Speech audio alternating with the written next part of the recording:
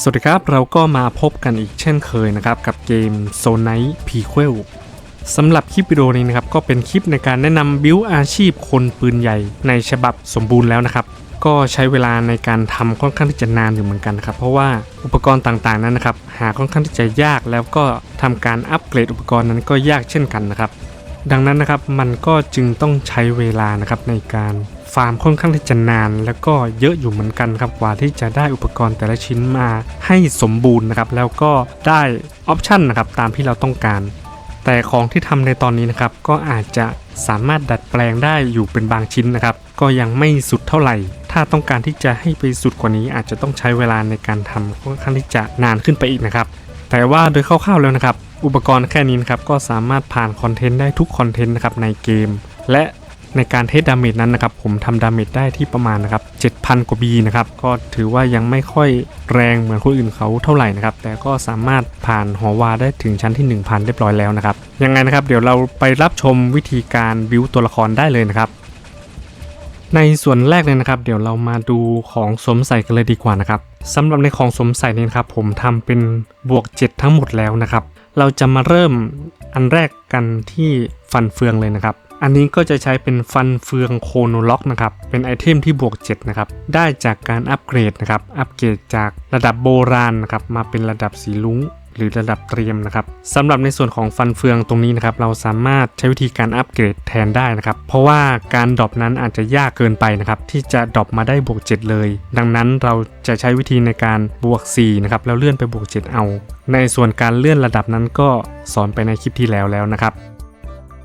และสำหรับของในชิ้นต่อมานะครับก็จะเป็นในส่วนของสร้อยในส่วนของสร้อยนั้นนะครับผมใช้เป็นสร้อยคอหัวใจนะครับพอดีว่าของชิ้นนี้มันดรอปมาได้เป็นความเสียหายคริติคอลพอดีนะครับก็เลยต้องใช้ตัวนี้ไปก่อนแต่ถ้าในอนาคตนะครับสามารถหาสร้อยที่ดีกว่านี้ได้นะครับก็จะเปลี่ยนสร้อยอันนี้ออกไปนะครับสำหรับในส่วนสร้อยนั้นนะครับเราก็จะเน้นอย่างเดียวนะครับคือความเสียหายคริติคอลหรือว่า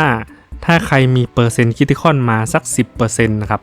15% ประมาณนี้นะครับไม่เกินนี้ก็ใช้ได้เหมือนกันนะครับในส่วนของสร้อยนั้นนะครับผมลงนะครับด่านขุดเหมืองเลเวล 10เลยนะครับต้องขอย้ำว่าลงเลเวล 10อัตราในการดรอปของบวก 7นะครับมันจะมีโอกาสเยอะกว่าแล้วสามารถดรอปได้ของดีๆด้วยนะครับดังนั้น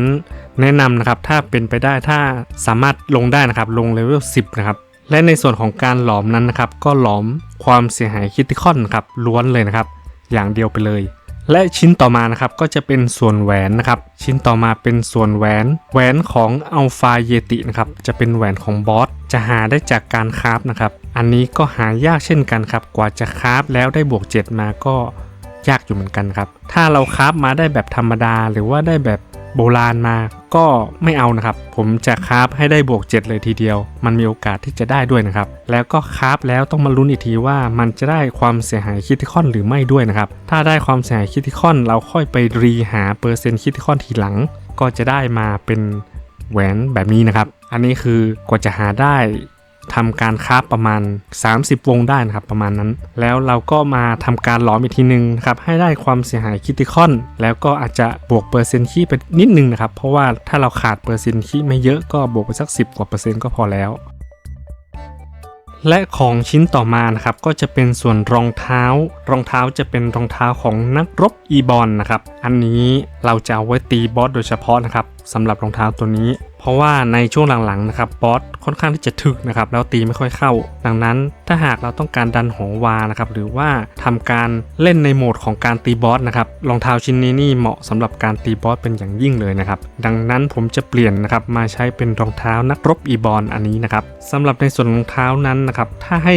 เน้นนะครับในการหลอมอาจจะเน้นเป็นพวกความเสียหายต่อบอสก็ได้นะครับเพราะว่าผมเห็นในส่วนของพวกท็อปเซิร์ฟเขาใส่เป็นความเสียหายต่อบอสเยอะๆเลยนะครับความเสียหายต่อบอสล้วนๆเลยก็ได้นะครับแต่ของผมมันไม่มีนะครับในออปชันดังนั้นผมจะใช้เป็นการไม่สนใจค่าป้องกันศัตรูนะครับการเคลื่อนที่ความเสียหายทั้งหมดอะไรประมาณนี้ไปแทนนะครับรองเท้าอันนี้นะครับก็ใช้การดรอปเช่นกันนะครับเราก็ไปลงดันขุดเหมืองนะครับประมาณเลเวล 8ขึ้นไปนะครับก็สามารถดรอปได้แล้วและสำหรับชิ้นต่อไปนะครับก็จะเป็นดวงเนตรอสรพิษนะครับอันนี้ก็ทำการบวก 4ก่อนนะครับแล้วทำการเลื่อนระดับนะครับให้ไปเป็นบวก 7อีกทีนึงสำหรับดวงเนตรอสรพิษนั้นนะครับ ก็เน้นพวกโบนัสพลังโจมตีนะครับความเสียหายทั้งหมดแล้วก็ความแม่นยำด้วยนะครับสำหรับของชิ้นต่อมาเป็นส่วนหมวกนะครับหมวกก็จะฟิกเลยนะครับเป็นหน้ากาก AVG เท่านั้นนะครับเพราะว่ามันจะเพิ่มความเสียหายนะครับในการติดลุกไหม้ด้วยนะครับความเสียหายจากธาตุไฟทั้งหมดของคุณต่อเป้าหมายที่ติดลุกไหม้นะครับจะเพิ่มขึ้นดังนั้นถ้าเป็นสายไฟนะครับก็ควรจะใส่หน้ากาก AVG อันนี้ด้วยนะครับอันนี้ก็จะเน้นอย่างเดียวนะครับตามท็อปเซิร์ฟเลยนะครับคือไม่สนใจค่าป้องกันศัตรูล้วนอันนี้ก็กว่าจะหลอมได้ก็หมดบัตรหลอมไปค่อนข้างที่จะเยอะอยู่เหมือนกันนะครับกว่าจะได้ไม่สนใจค่าป้องกันศัตรูล้วนๆนะครับอันนี้ถ้าใครทำได้ก็ทำไปเลยนะครับ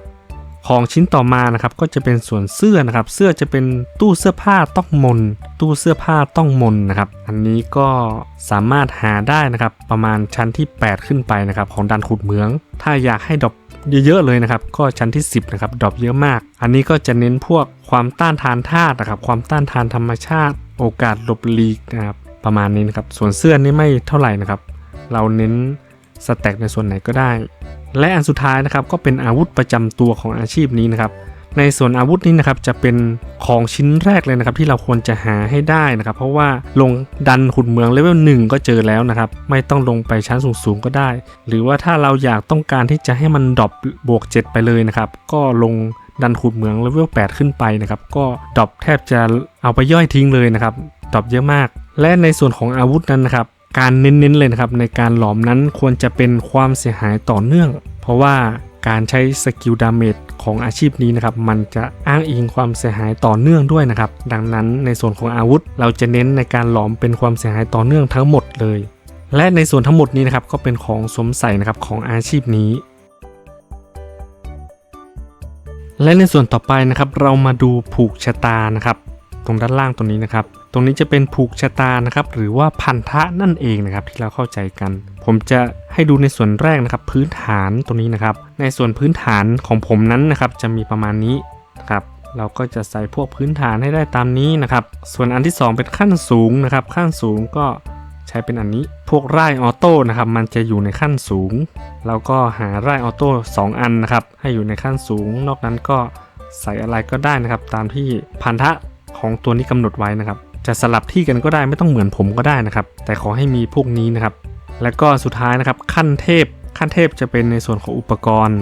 ก็คือพันธะในส่วนของอุปกรณ์นะครับในส่วนของอุปกรณ์เราก็ควรที่จะหาพันธะให้ได้นะครับก็คือประสานพลังธาตุอันนี้นะครับควรจะมี3อันนี้ให้อยู่ในอุปกรณ์นะครับนอกนั้นจะเป็นอะไรก็ได้นะครับแต่ขอให้เป็นพันธะตามนี้ตามด้านขวานะครับพันธะตามด้านขวาที่ควรจะมีนะครับควรจะมีพันธะตามนี้ส่วนมันจะอยู่ในส่วนของอุปกรณ์ชิ้นไหนอันนั้นสลับกันได้แล้วแต่เลยนะครับแต่ขอให้หานะครับพันธะให้ได้ตามด้านขวาตรงนี้นะครับมันจะมีอยู่ทั้งหมด1 2 3มันจะมีพันธะอยู่ทั้งหมด9อันนะครับและในส่วนต่อไปนะครับก็จะเป็นจิตวิญญาณศักดิ์สิทธิ์นะครับจิตวิญญาณศักดิ์สิทธิ์ตอนนี้ผมจะเปลี่ยนจิตวิญญาณศักดิ์สิทธิ์นะครับมาใส่เป็นแบบนี้แล้วนะครับซึ่งตอนนี้ผมนะครับอัพเลเวลได้ถึงเลเวล100ทั้งหมดแล้วนะครับเต็มแล้วก็จะใส่เป็นผมจะใส่เป็นตัวนี้นะครับที่เป็นหัวสีน้ำเงินตัวนี้นะครับมันจะเขียนว่าของคนปืนใหญ่อันนี้นะครับมันจะเพิ่มนะครับความเสียหายปลุกพลังนะครับแล้วก็ทำให้เอมเบอร์นะครับมีโอกาสที่จะทำให้เกิดฝนธนูนะครับสังเกตเห็นว่าฝนธนูบางคนจะตกบ่อยมากนะครับมันเกิดจากไอตัวนี้ด้วยนะครับทำให้ฝนธนูเราตกบ่อยขึ้นเมื่อมันมีเอมเบอร์นะครับตกอยู่ตามพื้นแล้วก็อีกอันหนึ่งเราจะใส่เป็นตัวนี้นะครับที่เป็นอัศวินตัวนี้นะครับเป็นแบบทั่วไปอันนี้นะครับมันจะเพิ่มเสียหายขั้นสูงนะครับเพิ่มขึ้นอีก 15% อันเก่าเราจะใช้เป็นลดคูลดาวน์นะครับตอนนี้คูลดาวน์เราไม่ต้องลดนะครับก็ถือว่าไวแล้วนะครับก็ใช้เป็นเพิ่มความเสียหายแทนทั้งหมดนี้ก็เป็นในส่วนของวิญญาณศักดิ์สิทธิ์นะครับสำหรับในส่วนต่อไปนะครับเป็นส่วนของทักษะนะครับหรือว่าการอัพสกิลนั่นเองนะครับตอนนี้ในซีซั่น5นะครับเป็นการอัพทักษะแบบใหม่แล้วนะครับก็จะเป็นหน้าตาแบบนี้เลยนะครับคนที่มาเล่นใหม่นะครับอาจจะงงๆนิดนึงหรือว่าคนผู้เล่นเก่าที่ไม่ได้เล่นนานแล้วนะครับตรงในส่วนของทักษะตรงนี้เปลี่ยนไปแล้วก็ตัดทักษะออกไปค่อนข้างที่จะเยอะอยู่นะครับในการอัพทักษะก็อัพตามนี้นะครับที่เป็นเลข10นะครับ10ตัวนี้นะครับแล้วในส่วนของสเปคนะครับเราต้องคลิกเข้าไปที่ทักษะอีกทีหนึ่งนะครับในส่วนของสเปคคนปืนใหญ่อยู่ตรงกลางนะครับตรงนี้ก็จะเป็นที่เขียนว่าสเปคตรงสีเขียวนะครับผมก็จะคลิกเฉพาะที่เป็นสเปคนะครับอันแรกก็จะเป็นของ ไฟโรแมนเซอร์ก่อนนะครับจะเป็นสกิลในสเปคอันนี้ไพโลพูนะครับก็จะใส่เป็น4อันนี้นะครับสามารถใส่ตามได้4อันนี้ในส่วนของสกิลสเปคนะครับถ้าผู้เล่นใหม่นะครับควรอัพสกิลมันด้วยนะครับยิ่งสกิลสูงนะครับก็จะยิ่งดีขึ้นต่อไปนะครับก็จะเป็นสเปคของคนปืนใหญ่นะครับอันนี้นะครับดินปืนติดกาวก็จะใส่เป็น5สกิลนี้นี่นะครับ5สกิลนี้อันนี้ก็ต้องอัพด้วยนะครับอย่างน้อยนะครับสกิลสีทองอันนี้ต้องทำเป็นเลเวล5นะครับดาเมจมันถึงจะแรงถ้าใครที่ดาเมจไม่แรงนะครับให้อัพตัวนี้ครับเป็นเลเวล5อันต่อไปนะครับก็จะเป็นบอมนะครับสกิลบอมก็จะเป็น4สกิลนี้นะครับ4สกิลนี้อันนี้คือสกิลสีทองที่เราควรจะอัพให้ได้เลเวล5นะครับแล้วอันสุดท้ายนะครับสกิลทางด้านขวาสุดของนักธนูนะครับก็จะเป็นหาซ้อนนะครับอันนี้ก็ใช้เป็น3สกิลนี้3สกิลนี้นะครับในส่วนของสเปคนะครับจะมีอยู่4อันด้วยกันครับ4อัน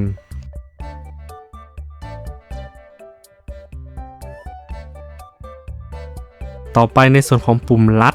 ผมจะเซตประมาณนี้นะครับเซตประมาณนี้ตรงด้านล่างจะเอาเป็นลดคูลดาวน์นะครับกับการกู้คืนนี่มันจะฮิวทั้งเลือดฮิวทั้งมานานะครับทั้ง2อย่างไอตัวนี้คือการลดคูลดาวน์ของทักษะนะครับในส่วนของการเซตไร่ออโต้ตรงนี้นะครับคลิกตรงที่ไร่ออโต้ตรงนี้แล้วเซตเป็นสกิลบอมนะครับเปิดตรงสกิลบอมไว้กับหาสอนไว้2อันตรงนี้นะครับพอเราเปิดไปปุ๊บสกิลไร่ออโต้มันจะไร่ให้เฉพาะ2สกิลที่เราเซตไว้นะครับเราก็ไม่ต้องกดพอเวลาเราเล่นเราก็มากดแค่2สกิลตรงข้างหน้านี้เท่านั้นแค่นั้นเองนะครับอันนี้เป็นการเซตปุ่มลัดส่วนด้านล่างปลุกพลังก็จะเลือกเป็นอันนี้นะครับตรงกลางตรงนี้ที่เป็นคล้ายๆของพรแห่งวาคารี่นะครับตอนนี้ผมอัพได้ถึงเลเวล4แล้วนะครับแล้วในส่วนต่อมานะครับเราจะมาดูของเอโลดอนนะครับเอโลดอนจะใส่เป็นบอส3ตัวนี้เช่นเดิมนะครับเริ่มจากตัวแรกตัวเสือตัวนี้นะครับตรงกลางก็เป็นเทพีตัวนี้นะครับแล้วก็ตัวด้านขวานะครับก็จะเป็นด้วงนะครับก็เป็น3ตัวนี้และในส่วนต่อไปนะครับสัตว์เลี้ยงผมใส่เป็น YA นะครับ YA สกิล YA คือโอกาสที่เอฟเฟกต์นะครับจะทำงานบวกอีก 20% เอฟเฟกต์ในที่นี้คือเอฟเฟกต์ต่างๆที่มันกระทำในสกิลของเรานะครับอย่างเช่นฝนธนูอะไรพวกนี้นะครับมันก็จะทำให้ตกบ่อยขึ้นนั่นเองนะครับในส่วนด้านล่างตัวนี้ใส่เป็นฮิลนะครับฮิลตรงด้านนี้ดูด้านล่างตัวนี้นะครับนี่จะเป็นสกิลนะครับเอาไว้ฟื้นฟูชีวิตและก็ฟื้นฟูพลังเวทและในส่วนด้านขวาตรงนี้จะสัตว์เลี้ยงของเราจะโจมตีเป็นความเสียหายความเย็นนะครับแล้วก็ในการใส่สร้อยกับแหวนก็ใส่เป็นสร้อยแหวนของแก๊งกิมฮาวนะครับบอสกิมฮาวและอันต่อไปนะครับก็จะเป็นในส่วนของการเติบโตนะครับการเติบโตตรงนี้ในส่วนของเอ็กโคนะครับเอ็กโคผมใส่เป็นแบบนี้หมวกตัวนี้นะครับหมวกแหวนฟันเฟืองครับแล้วก็สมุดเวทนะครับ4อย่างนี้อันนี้เป็น Echo นะครับแล้วเราควรที่จะอัพให้เลเวลถึงเลเวล3ด้วยนะครับมันจะเต็มที่เลเวล3และต่อมาวิญญาณศักดิ์สิทธิ์เมื่อกี้เราดูไปแล้วนะครับความสามารถด้านบนตัวนี้ผมจะเซตตามนี้นะครับ5ความสามารถ5อย่างด้านบนนะครับเซตตามนี้และในส่วนตรงนี้ส่วนความสามารถด้านล่างเราก็อัพตามที่เราต้องการได้เลยนะครับแต่ผมจะอัพด้านซ้ายเกือบเต็มเลยครับด้านซ้ายเต็มเลย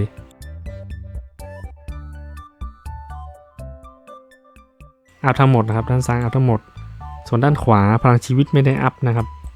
การลดความเสียหายไม่ได้อัพการเคลื่อนที่ในความเร็วไม่ได้อัพนะครับ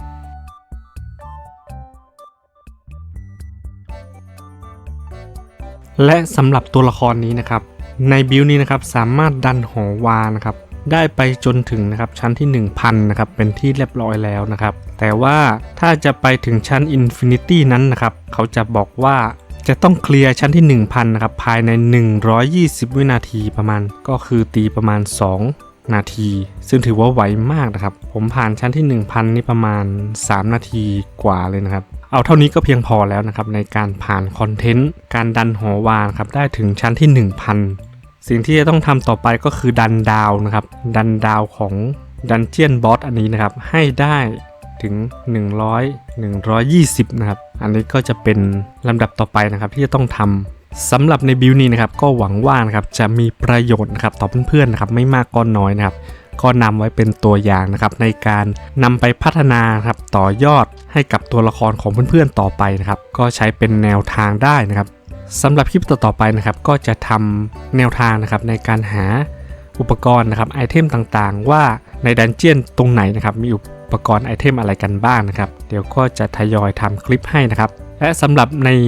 คลิปนี้นะครับบิวตัวละครคนปืนใหญ่นะครับฉบับสมบูรณ์นะครับก็ต้องขอจบแต่เพียงเท่านี้ก่อนนะครับก็ไว้มาพบกันใหม่นะครับในคลิปวิดีโอหน้าสำหรับวันนี้นะครับต้องขอตัวลาไปก่อนแล้วนะครับสวัสดีครับ